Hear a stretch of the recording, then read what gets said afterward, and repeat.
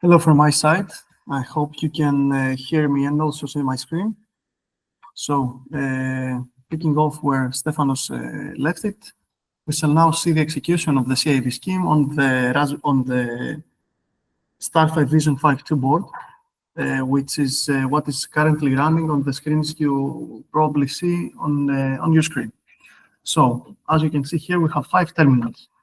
Those 5 terminals are the first one on the upper left corner is the one controlling the whole scheme. It's actually like an orchestrator which initiates the CIV scheme. The second one right here is the attestation agent, which is responsible for the creation, the management of the attestation key and the signing of the reports. The lower left terminal is the terminal that handles the VP, the verifiable policy enforcer. This terminal right here is a dummy tracer which creates the traces that are going to be verified against the expected traces and are also going to be sent to the attestation agent so then it can use its own attestation key. And this final one is the domain manager. Now, the domain manager, which is responsible for the creation of the policies, of the credentials, and the creation of the attestation keys, probably in a real case scenario runs outside of the device in a trusted third party. But for the purpose of this demonstration, we're going to also run this on the device. It does not really affect the execution of the whole flow. What is also worth mentioning is that this scheme currently has 2 trusted applications, the attestation agent and the VP, actually run in an enclave, thus utilizing the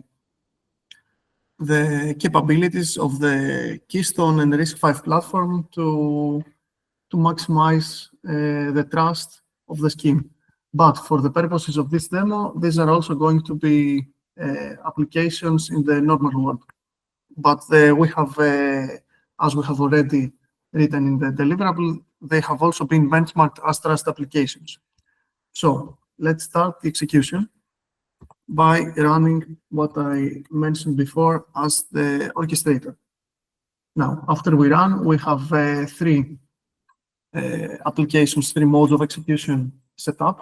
The first one is the join stage, which is what Stefanos previously described as the enrollment of the device.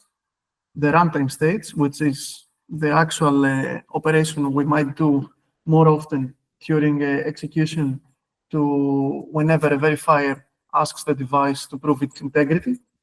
And the final one is the software update that I think already Nikos has demonstrated before.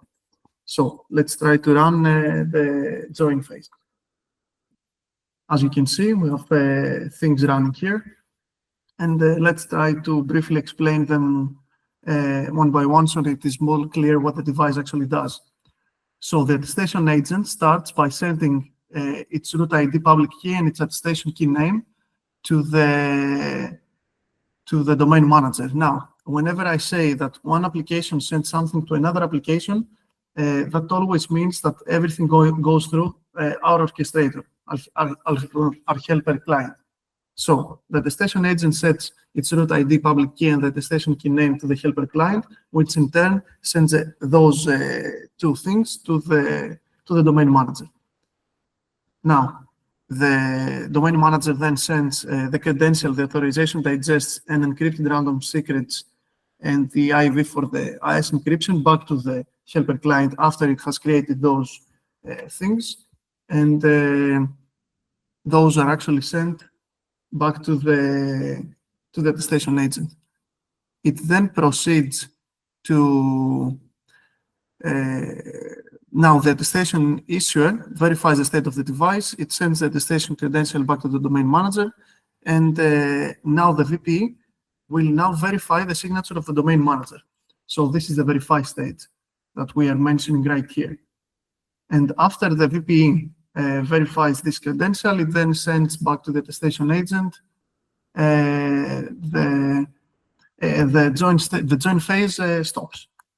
So after all the steps, the enrollment of the device into the network is done, and we are now ready to execute the runtime phase, which again is run whenever a verifier requests for the device to prove its integrity during runtime. So let's start our client again, and this time we're going to run runtime. So in order to be able to run the runtime execution phase, we must first have already created our attestation keys and have enrolled into our network. In practical terms, before running runtime, we have to at least run once the join phase into the same session. So running the runtime, we now have things running in all of our applications, as you can see here. And let's try to examine those log messages a bit more closely. So when a verifier requests runtime evidence, they first send a challenge to the policy orchestrator, or in this time, the helper client. Now, the helper client notifies the tracer to begin its runtime function, as you can see here.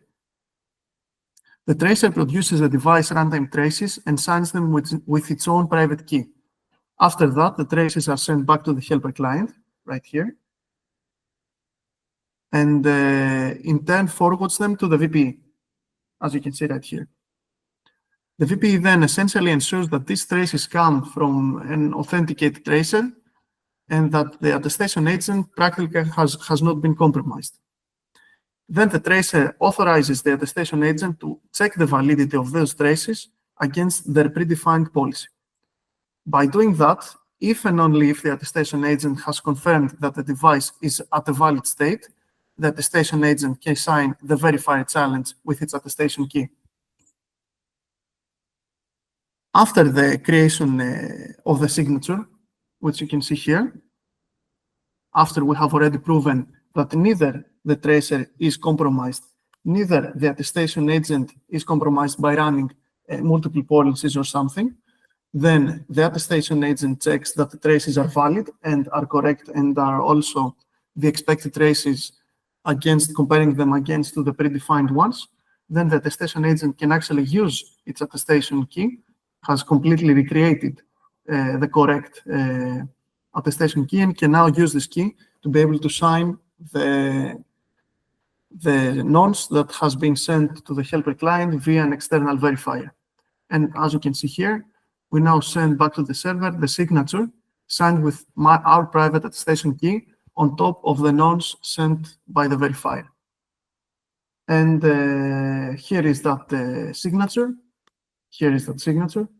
Those evidences, the evidence R and evidence S, which are in line with the format of electrical key signatures. And we now send this back to the verifier, and this is pretty much the whole of the flow. So I think we have successfully demonstrated a correct execution of the CAV on our Star5 Vision 5.2 platform. This is actually running on the actual device. And yes, open for any questions you might have.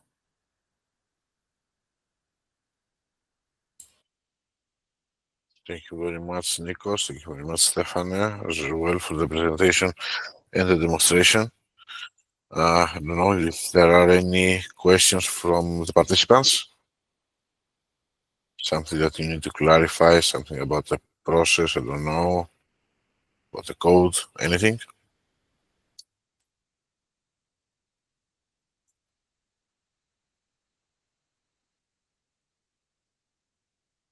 I don't see any. So let's proceed with the last session that we have, and leave space also in the last for the Q&A session. Nikos Fotos from UBTech is going to present the Dynamic Trust Assessment Framework. Nico, you also have 6 minutes extra from the previous sessions. Great, thanks a lot, Thanasis. The floor is Thanks yours. a lot. Yes, thanks a lot. So thanks everyone for attending this seminar, this webinar. Actually, this is the final and concluding presentation, and hopefully with this presentation we will be able to connect all the dots that we have presented today.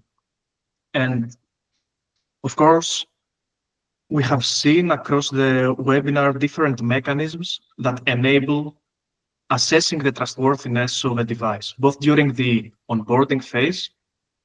So what are the assurances that we need to have in order to onboard a new device in our topology, but also ensure that these guarantees are also kept and maintained during the operational phase of the topology. And basically, the trust assessment framework sits in the middle of this process. And yes, at the beginning, think of our trust assessment framework as a black box that takes as an input a set of evidence. And we've seen the different attestation metrics previously, or even the misbehavior detection elements from the previous webinar on this past Friday. So it collects a set of evidence, and eventually the trust assessment framework, or the TAF in short, outputs a so-called actual trust level. So based on a set of evidence and weights and different calculation mechanisms, it provides an assessment on whether a device or a piece of data can be deemed trustworthy or not. So by looking at today's agenda, first of all, and this is basically, think of it as an exercise, and in order to see how the trust assessment fits in each and every of the discussions that we had today. So yeah, in the first presentation, we had the discussion about securing the software and firmware update process. And basically, at that point, yes, the trust assessment framework can provide a score or a trust characterization on whether we have provisioned the correct cryptographic keys in order to carry out such an enhanced cryptographic mechanism to ensure that our software and firmware update process is well secured. So we need evidence in order to have our trust assessment framework to deem whether this process can be deemed as trustworthy or not. Then moving on, we have seen how we can carry out a software update process, a secure software update process. And from the trust assessment perspective, from the trust assessment perspective, this can be considered as a control in the sense that when the TAF detects a low ATL, so a low trust score, then our domain manager or our framework could use a software update process to patch a vulnerability or an existing threat. And this would allow eventually for the trust assessment to re-evaluate the system and deem it trustworthy again. And yeah, moving on. Of course, we discussed about the onboarding phase of a device.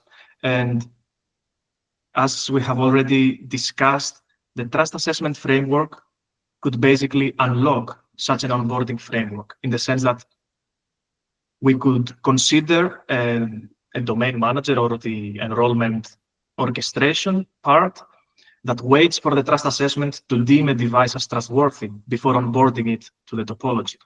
And then, of course, the conformity certificate part presented by Jesus earlier on, this is an essential way to convey the trust assessment results to a relying party or to any interested party. So when the trust assessment framework decides that a device can be deemed trustworthy in terms of integrity, then this can be conveyed, this assessment can be conveyed to any interested party in the form of conformity certificates. And last but not least, we have seen the attestation. Yes, we have seen the attestation mechanisms. And in the context of the trust assessment framework and concepts, the attestation mechanisms constitute an important and a crucial trust source, or yes, source of trustworthiness evidence, because it allows the trust assessment framework to securely collect and verify guarantees about system properties of a device, such as the integrity or the resilience of the device. Okay, so let's move to a bit to the inner world of the trust assessment framework. So in terms of requirements, we want our black box, as we mentioned it at the beginning. We want our trust assessment framework to be dynamic, both in terms of the evidence that it collects. So remember that we need to collect evidence during runtime in a continuous manner, but at the same time, we want our trust assessment framework to be able to react to changes in the topology. So what happens if a new device gets onboarded in the topology, or what happens if a device gets disconnected or detached from the topology? So we need our TAF component to be able to react in that kind of dynamic nature or dynamic environments. At the same time, we want our TAF output, so our trust assessment, to be derived from fresh and securely collected evidence. So we want an evidence-based output that will allow us to move from a set of attestation results and misbehavior reports to a concrete trustworthiness decision. And of course, one critical point is that we need to be able to cope with uncertainty, because it is clear that there are different trust sources that could provide evidence with full certainty.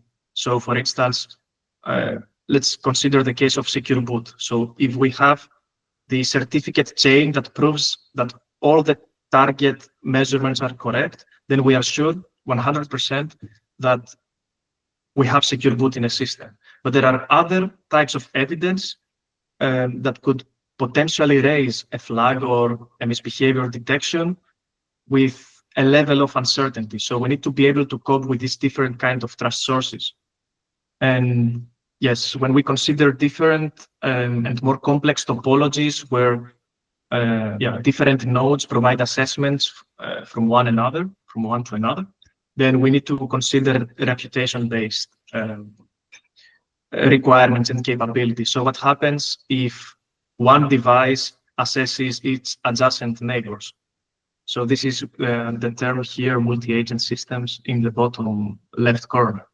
And of course, in that kind of complex topologies in multi-agent systems, we might have different nodes assessing a target node, but with different, let's say, opinions. So what happens if two neighboring nodes have a contradicting assessment for a target node? Then in that sense, the trust assessment framework should be able to derive one, let's say, common and aggregated value, taking into consideration all this conflicting evidence.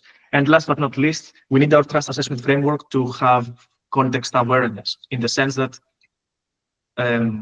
first of all, we can consider that trust is subjective. So an entity might have different requirements and different requirements for evidence in order to deem a device as trustworthy. So in a domain, we might only need the secure boot evidence in order to enroll, for instance, a device.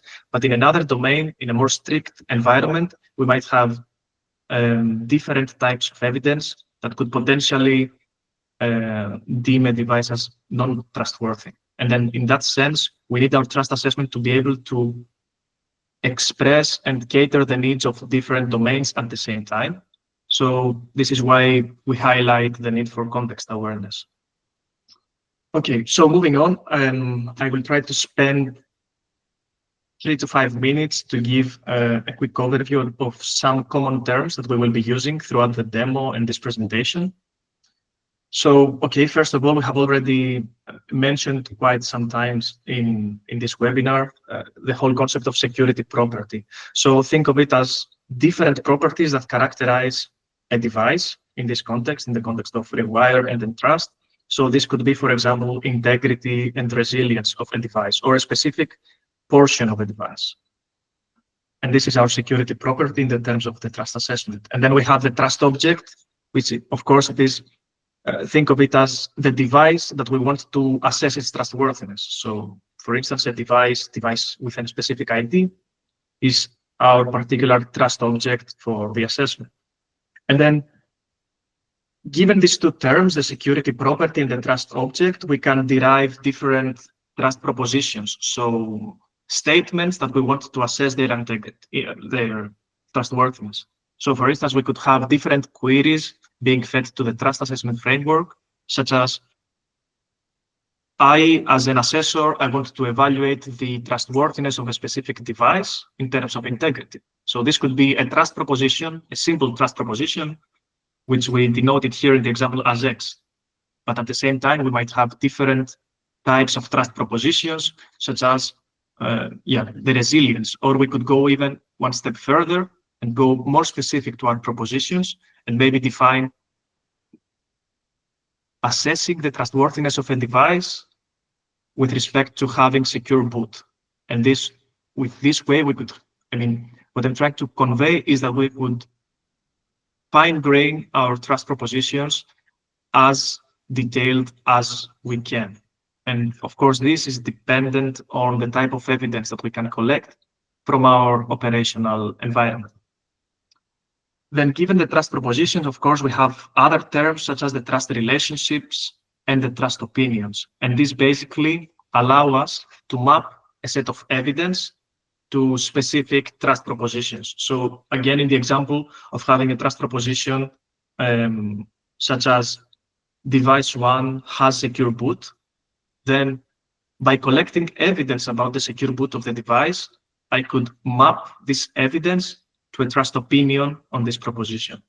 And this is basically the terms relationship and opinion. Basically, they allow us to design a graph or a model where we have multiple trust relationships and multiple trust propositions. And we could have we could go as complex as we want in terms of the trust assessment modeling. And then, as we have already mentioned in the introduction, we have the trustworthiness evidence, all the bits and the secure pieces of data that we can collect from the operational environment that will allow us to derive a trust opinion and the trust assessment. And eventually, we have the actual trust level. So this is the final output of a trust assessment process.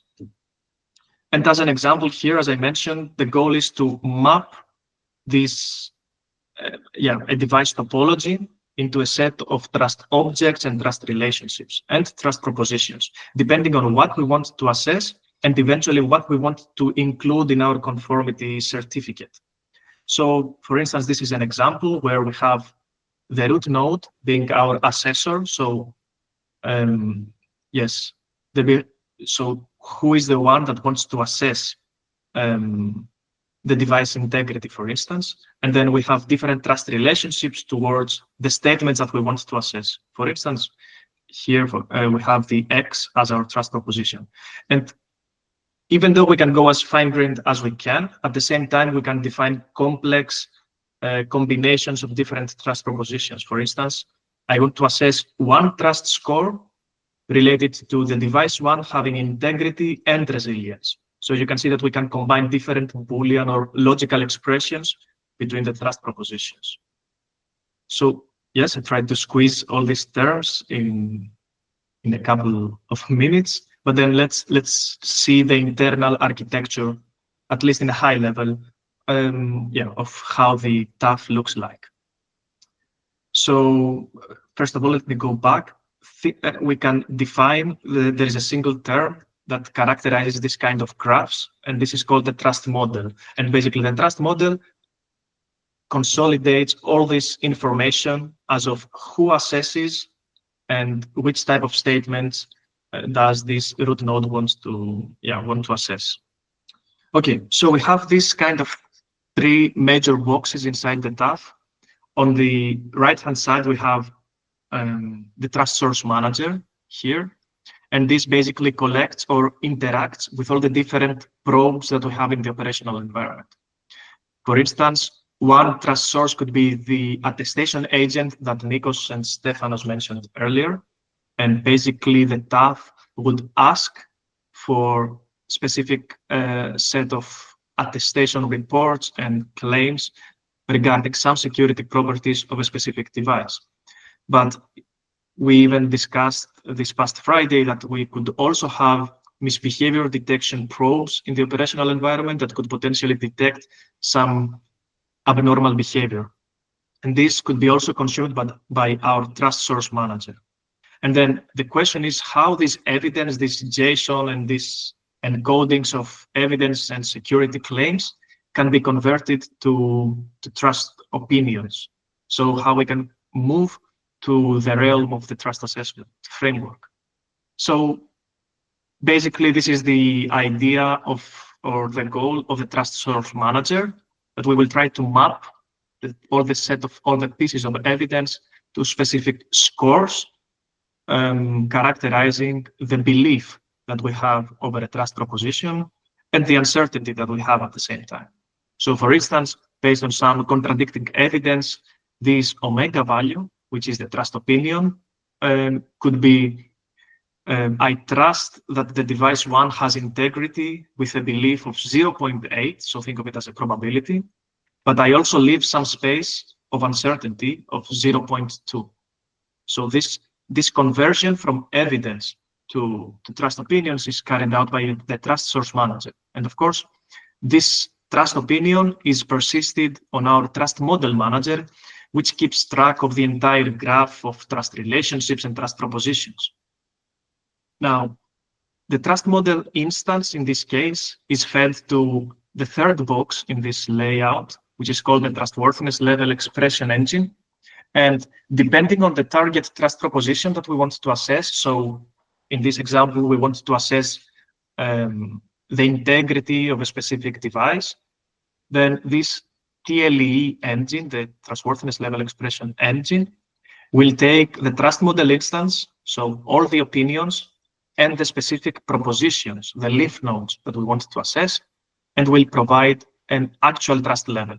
And to do that, in the context of Entrust, where we design and implement the trust assessment framework, we adopt the notion of subjective logic operations. So we fuse and aggregate all the different trust opinions in order to derive a final score, which is the ATL for a specific trust proposition, for instance, integrity. And now we have a score, consider it or think of it from 0 to 100, but then, of course, we have a score that might be of some importance to an end user, but at the same time, we want to derive a trust decision based on a threshold value that we want to define. So maybe in some cases, as we will see in the demo, we are not interested only in the nominal score, 0 to 100, but we are also interested in the final outcome. So whether the device can be trusted in terms of integrity, and to achieve this, to realize it, we need to provide a so-called required trust level. So what is the logic and the thresholds that needs to be included in our trust decision process in order to derive a final outcome? So, and the outcome is basically a true or false value. So whether I can consider a device as trusted or not for a specific trust proposition. Okay, so this is the main idea of the internal layout. Now, before moving to the demo, some details about the implementation stack that we have used. So, yes, and again, this trust assessment framework that we have used in the context of Entrust is basically a continuation of an existing trust assessment implementation that is coming from previous projects as well. But the idea is that we have adopted the source code and we have tailored it to the lifecycle management of the device framework that we have in Entrust, and could be also applied also in the rewired concept. So for this trust assessment framework, the main implementation of all the internal components and bits and interactions is in Go. And basically this allows all the interactions for different sessions and different parallel processes to take out, to be carried out rather efficiently. So all the communications between the trust model manager and the TLE and the trust source manager is carried out basically using Go routines. And now, in order to interact with the trust assessment framework, as we will see also in the demo, we have used an Apache Kafka broker. So think of it as the TAF, basically listening to a specific topic or queue. And then each entity that wants to interact with the trust assessment framework, for instance, in order to perform some queries about the trustworthiness of the device, they basically have to develop their own Kafka clients in order to send a set of requests to the trust assessment framework. Now, the interesting thing is that the trust source manager, as we saw in the previous slide, interacts with one or more trust sources, right? And then this communication can be either carried out via Kafka channels, so dedicated topics where each trust source can send messages.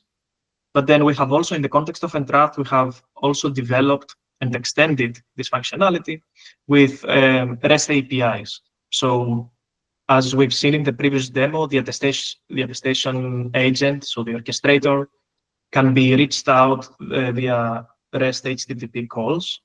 And then the trust source manager, depending on the trust model that we want to assess, it basically reaches out to the attestation agent in order to get fresh evidence. So what I'm trying to highlight here is that the trust source manager can be extended in different ways in order to accommodate for all the implementation specifics of its trust source.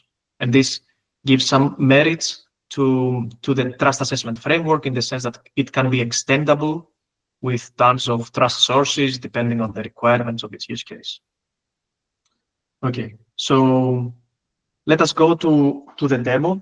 And for this demo, for today's short demo, we will use one of the use case scenarios of the Entrust project. And basically, we will focus on the use case where we have a smart ambulance that carries out a patient towards a hospital. And during this process, during the process of carrying out the patient to the hospital, there needs to be a trustworthy transmission of data from the smart ambulance topology, so all the different sensors and actuators giving critical information such as blood pressure, different metrics for the patient, and reports them to the hospital administrative domain. And then at the same time, we want to collect attestation evidence about the smart ambulance topology and other metrics that will allow us to provide guarantees about the correctness or the trustworthiness of the devices participating in this interaction. And to provide a slightly more detailed figure, we can also use this kind of layout where we have different sensors here at this level, and these sensors refer to sensors deployed in the smart ambulance topology, and these sensors communicate through a gateway device, a high-end device, to the backend application to provide this critical patient data. But at the same time, they provide attestation reports and evidence from the operational environment of the smart ambulance topology and reports them in a privacy-preserving manner to our trust assessment framework. And then from the backend application of the hospital side, well, basically the backend application can query the trust assessment framework in order to check whether the data and the nodes of the smart ambulance can be deemed as trustworthy in terms of integrity, resilience, availability, etc. So this is more or less the concept. And it's demo time. So what we will show in this case, hopefully you can see the terminals. So what I would like to show is a simple scenario of this use case. So we will run our Go application, and this is basically our trust assessment framework on the left-hand side.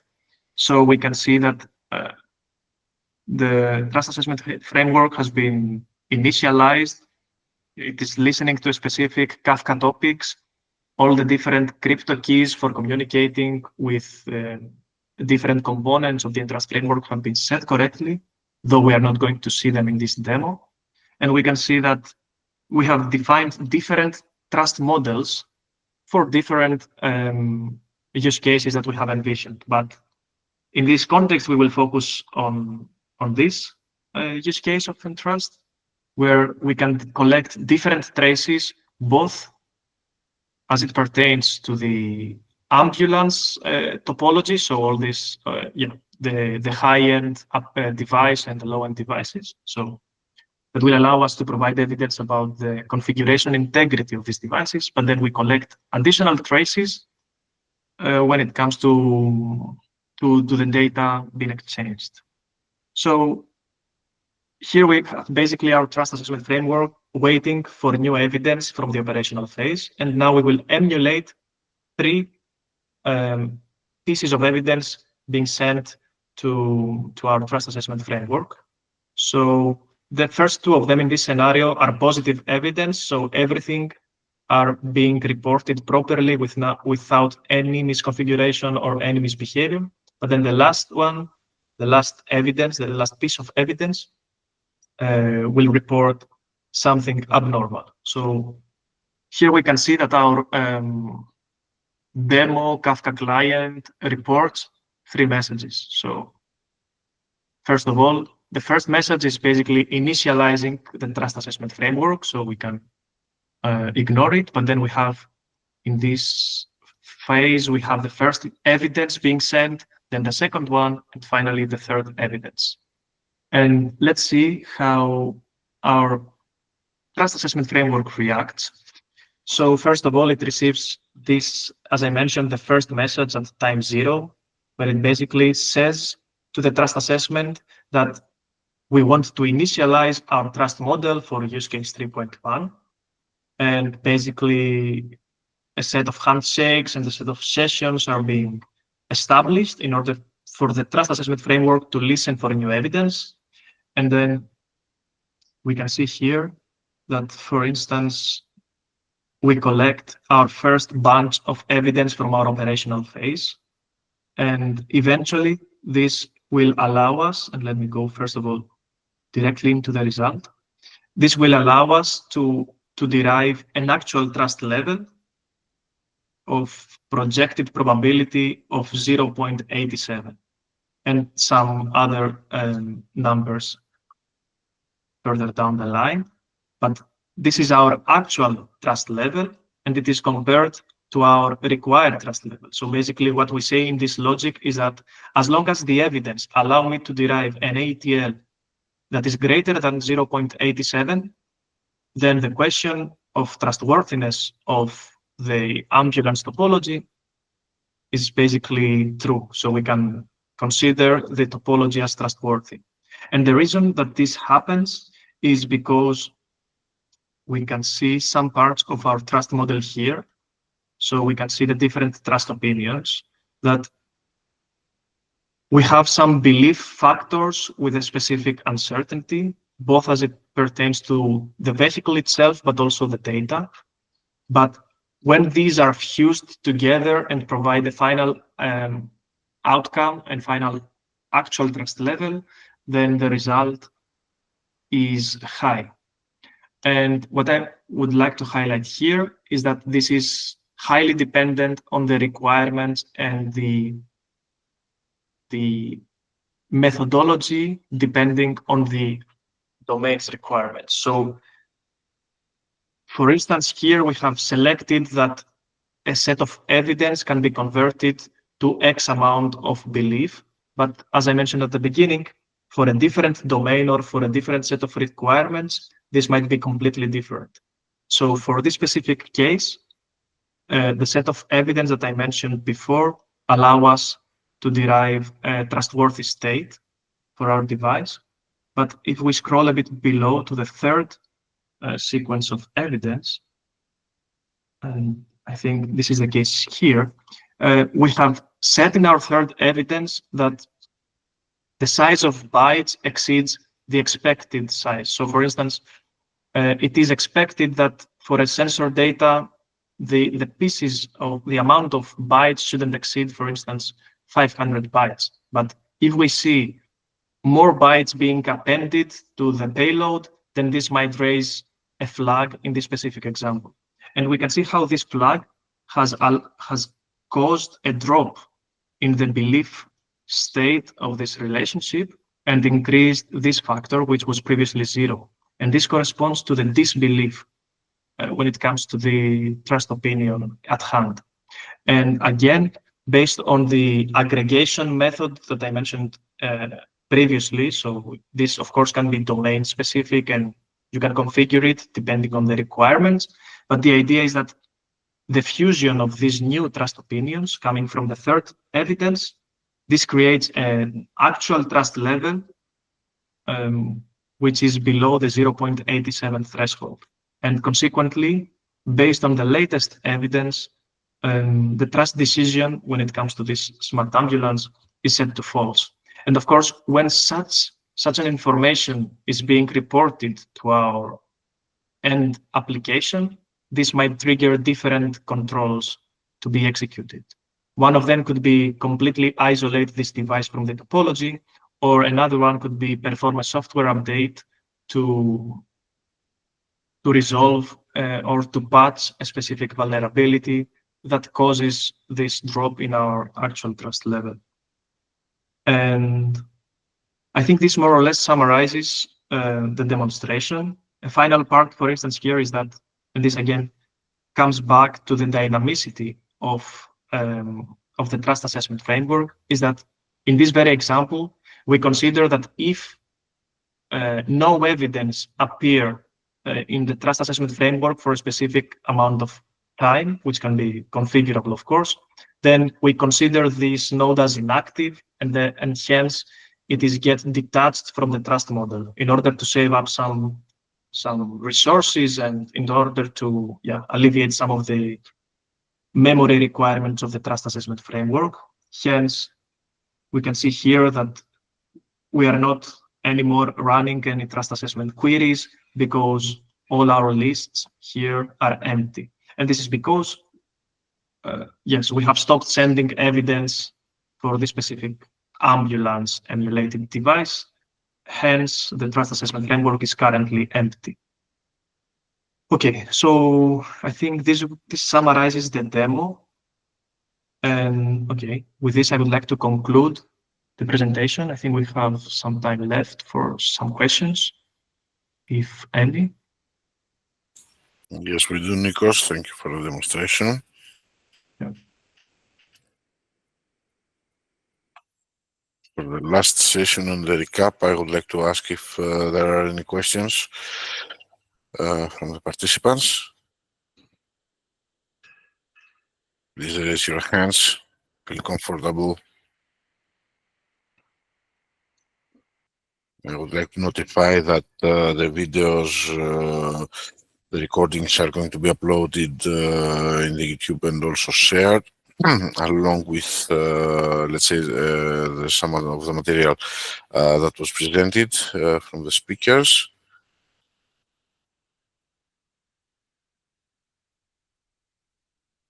No questions?